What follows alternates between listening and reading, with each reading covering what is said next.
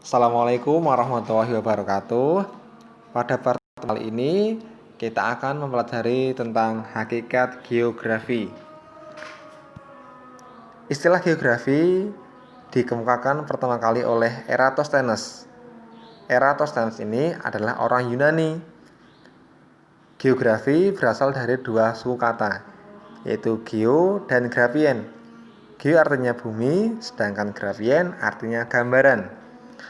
Seiring berjalannya waktu, geografi sangat berkembang dengan pesat kemajuannya. Banyak para ahli mencoba mengemukakan pendapatnya tentang pengertian geografi. Sehingga pada seminar lokakarya disepakati pengertian geografi.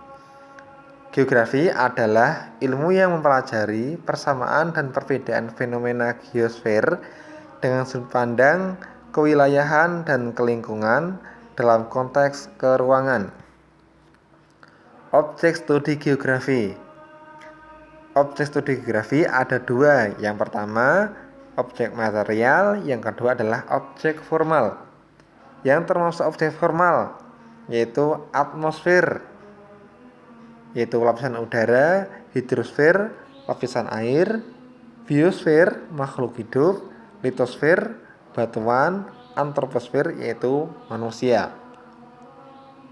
Sedangkan objek formal geografi yaitu sudut pandang atau metode untuk menganalisis objek material geografi. Yang pertama adalah pendekatan keruangan. Yang kedua, pendekatan ke lingkungan. Yang ketiga, pendekatan kompleks wilayah. Pengertian dari pendekatan keruangan. Dalam pendekatan keruangan ini digunakan untuk mengkaji fenomena geografi berdasarkan dari segi kondisi alam. Contohnya, telah terjadi banjir di Kendal pada bulan Januari tahun 2020. Setelah dikaji kenapa bisa terjadi banjir, ternyata banjir itu disebabkan oleh alam itu sendiri. Banjir yang terjadi di Kendal karena kondisi tanah yang rusak sehingga tidak mampu meresap air dengan bagus. Kemudian pendekatan ke lingkungan. Dalam pendekatan kelingkungan ini digunakan untuk mengkaji fenomena geografi berdasarkan dari perilaku manusia terhadap alam. Contohnya, telah terjadi banjir di Jakarta.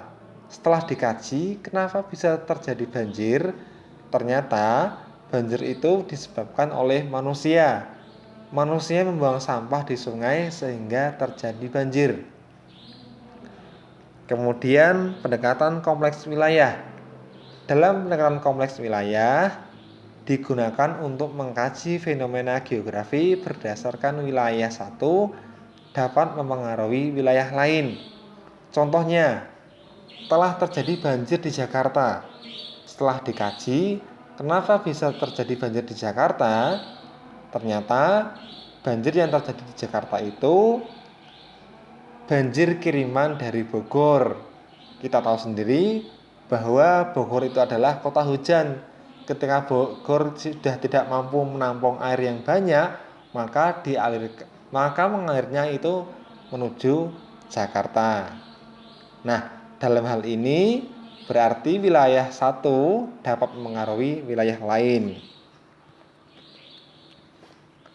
Kemudian konsep geografi. Konsep geografi ada 10. Yang pertama adalah konsep lokasi. Nah, konsep lokasi ini terbagi menjadi dua, yaitu lokasi absolut dan lokasi relatif. Kalau lokasi absolut itu kata kuncinya adalah letak astronomis, sedangkan lokasi relatif adalah letak lingkungan sekitar. Contohnya, lokasi absolut Kabupaten Kendal 6 derajat 43 menit 26 detik sampai 7 derajat 9 menit 43 detik dan 110 derajat 48 menit 47 detik. Itu adalah lokasi absolut Kabupaten Kendal contohnya ya. Kemudian contoh dari lokasi relatif Kabupaten Kendal. Di sebelah timur berbatasan dengan Kabupaten Semarang atau Kota Semarang. Di sebelah selatan berbatasan dengan Kabupaten Temanggung. Di sebelah barat berbatasan dengan Kabupaten Batang. Di sebelah utara terdapat Laut Jawa. Kemudian konsep jarak. Jarak adalah ruang atau sela yang menghubungkan antara dua lokasi atau dua objek dan dihitung melalui hitungan panjang maupun waktu. Nah, jarak ini juga terbagi menjadi dua. Yang pertama, jarak absolut dan jarak relatif. Contoh dari jarak absolut. Jarak rumah Andi dengan sekolahan SMA PMS 3 km. Artinya, jika Andi pulang dan pergi ke sekolah dengan melewati jalan yang sama, tetap saja jaraknya 3 km dan tidak mungkin berubah. Nah, yang tidak mungkin berubah ini dinamakan absolut. Kemudian, contoh dari jarak relatif. Contohnya adalah ketika Andi berangkat ke sekolah, dia menempuh waktu 15 menit. Tetapi ketika Andi pulang dari sekolah menuju rumah, belum tentu 15 menit. Bisa kurang, bisa lebih. Yang berubah-ubah ini dinamakan relatif. Kemudian konsep keterjangkauan. Konsep keterjangkauan adalah jarak yang mampu dicapai dengan maksimum dari satu wilayah ke wilayah lain. Kata kuncinya adalah mudah tidaknya akses suatu lokasi. Contohnya,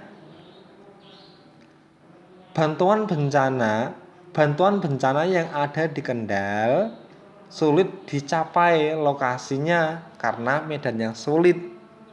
Ya. Kemudian contoh morfologi.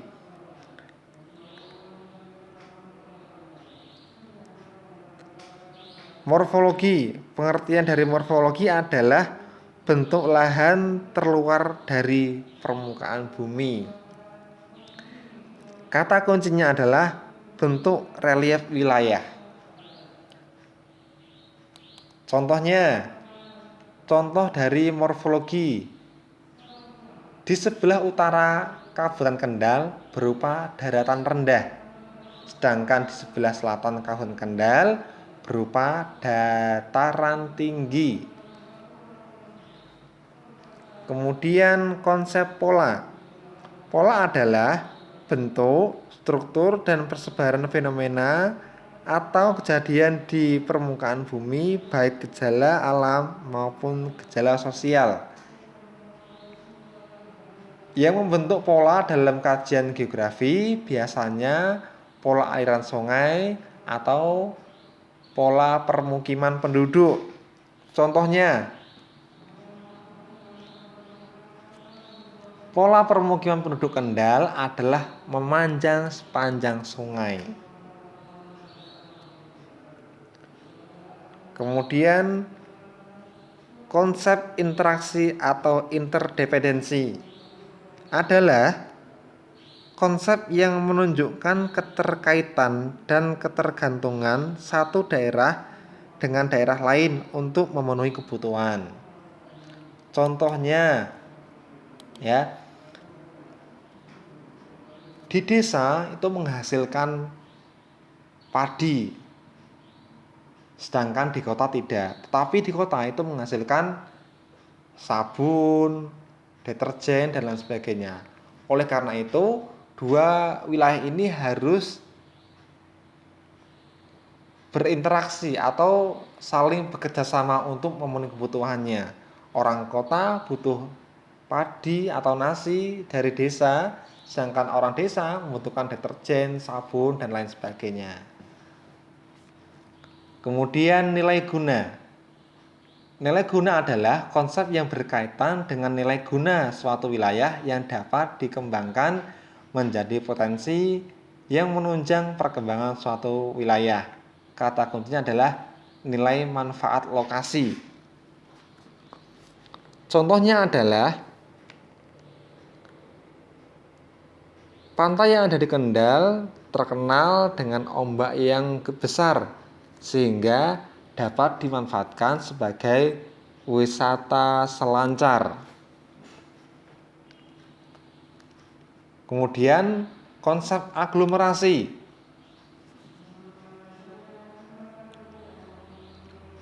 Aglomerasi adalah adanya suatu fenomena yang mengelompok menjadi satu bentuk atau struktur. Kata kuncinya adalah pemusatan kegiatan ekonomi. Contohnya, di Kendal terdapat wilayah KIK atau Kendal Industri.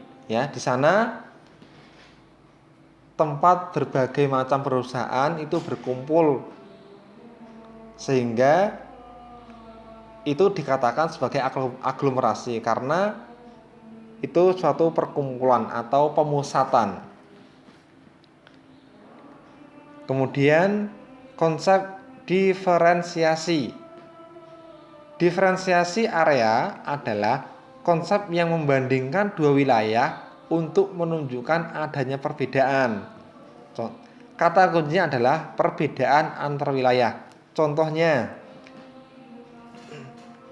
di wilayah utara Kabupaten Kendal itu adalah dataran rendah. Banyak penduduk di dataran rendah menanam tanaman padi. Sedangkan di daerah selatan Kabupaten Kendal itu adalah dataran tinggi. Penduduk di sana bermata pencaharian sebagai petani kentang. Kemudian konsep keterkaitan ruang atau asosiasi.